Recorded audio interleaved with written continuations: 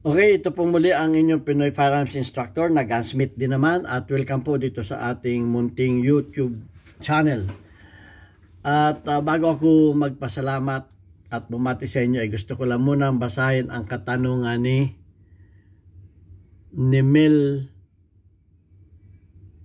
Melgan. Okay, sabi niya, Sir, ano pong magandang gawin pag matigas ang spring ng recoil 1911 po?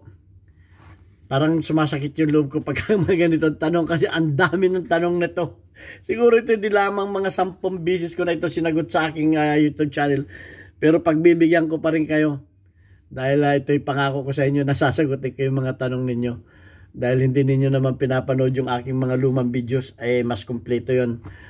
Okay yan, Milgan, sana mapanood mo ito at mapanood pa ng karamihan para hindi na tinatanong ito sa akin. Actually ako na ang nauumay sa kasasagot eh. Pero ayan, at bago tayo magpatuloy ay gusto ko lang muna magpasalamat sa lahat dahil tayo ay 36,700 plus na mga subscribers na.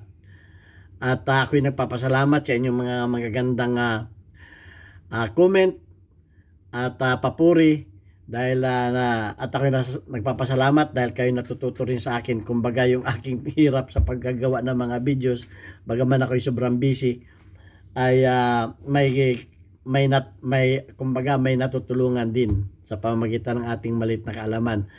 Okay, at para doon po sa mga baguhan pa sa aking YouTube channel, ako po huwag ninyong hanapin sa Pilipinas para magpagawa ng baril. Ako po 20 years nang nagtatrabaho dito sa Kuwait. Wala po akong shop dyan sa Pilipinas. Ako nagtrabaho dito noong 2004 bilang isang firearms instructor. Naging gunsmith at ngayon ay consultant na. Ayan. At wala rin po akong pinagbibiling ano pa man, lalo na wala akong pinagbibiling baril. Okay, at yung nagsabi sa akin na, yung nag-comment na sana daw yung pagtuturo ko ng paano malaman ang original at hindi. Dapat daw meron din akong backyard na baril. Ay pag ako'y nahulihan dito ng backyard na baril, ay wala na tayong YouTube channel. Nasa kulungan na ako. Bawal na bawal po dito yan. Yung mga fake, kapag nahulihan ka dito ng fake na baril, ay delikado. Lalo po ikaw ang gumawa. Kaya nga at ang mga baril namin dito sa aming range ay lahat yan ay lisensyado. Okay, license lahat yan at puro mga original. Ayan, at pasasalamatan ko lamang yung ating mga subscribers, mga silent viewers, lalo tigit yung mga hindi nag-skip ng ads dahil tayo po ay isang charity vlogger. Yan po ang ating layunin ng ating YouTube channel. Ginawa ko lamang po itong maliit na kaalaman ko na ibahagi sa inyo para yung kinikita natin dito at yung makikitain natin na ito tinutulong natin sa 6 na mga estudyante na mga anak na single parent. Matagal na pa ako nagpapaaral ng mga bata na mga magulang ay hirap sa buhay. Okay, at wala na rin po akong pinapag-aral ng mga anak. Graduate na lahat. Kaya nga po ako'y nagpapasalamat sa inyo, lalo tigit do sa ating mga sponsor na nagpadala. Kanina may nagpadala, sabi ko do sa anak ko, yan pong, ito pong GCash number na ito, sa anak ko po yan, treasurer ako. Sabi, Daddy may nagpadala, sabi ko, anak, tanungin mo pangalan para mapasalamatan ko. Okay, dahil yung iba, yung ating mga sponsor ay walang sawa ko yung pasasalamatan every vlog ko.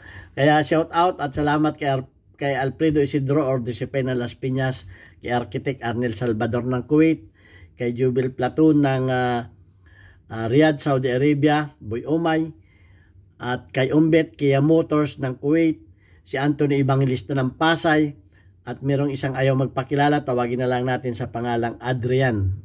Ayan, thank you very much sa inyo. At yung mga gusto pang magpaabot ng pagmamahal sa ating mga estudyante na karamihan ay high school at elementary, ay welcome po kayo at thank you very much.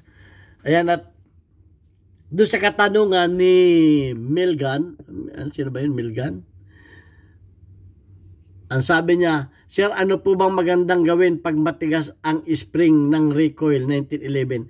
Hindi po ako nag-a-advise na palambutin ninyo ang mga recoil spring ng inyong mga baril. Dahil baka ang mangyari sa inyong mga baril ay ganito. Mag-crack ang mga slide. Ito, marami kaming nagka-crack ng mga slide. Kaya nga, nag-order ako ng underload na bala na yun ang ginagamit namin para proteksyonan ang aming mga baril. At yung nagsabi na bakit daw ginagamit namin sa training, iba po ang pan-training namin ng bala. Yung pan-training namin sa mga pulis, yung pan-training namin sa mga nagpa-practical shooting at mga military na nag-training, kanilang baril po at kanilang bala ang ginagamit. Ito pong mga bala namin ginagamit ay para sa mga baguhan na takot sa recoil. Okay? So ayan, pag kayo ay nagpalit ng malambot na spring, ganito ang mangyayari sa inyong mga baril, magka-crack. Hindi ko mapakita sa inyo ang mga brand. Ayan, may crack po yan dito. May crack na yan dito. Ito po ay nawi-welding at hindi ko pwedeng ipakita sa inyo kung paano pag-welding. Pag ito ay na-welding, mga 80% na lamang ang tibay, hindi na 100% dahil welding na nga. Kung hindi magandang paki-welding, kamukha nito, ito ay nag-crack pero hindi doon sa tapat ng welding, sa gilid na. So maganda ang welding dito, pero dahil ang bakal ay nadidistimpla sa welding, sa mga gilid niya nagka-crack. Okay? Kaya maganda rin na marunong kayo mag-welding at kaya nga gusto ko magkameron ng special class. Doon ko pwedeng ituro 'yan. Sa YouTube hindi ko pwedeng ituro 'yan. Mawawala tayo sa YouTube. And bakit hindi ko itinuturo na magpalambot kayo ng spring? Dahil nga mababasag ang inyong ang inyong slide. Dahil sa lakas, malambot ang spring, ang lakas ng impact niyan. Mantakin mo yung control niyan ay mawawala.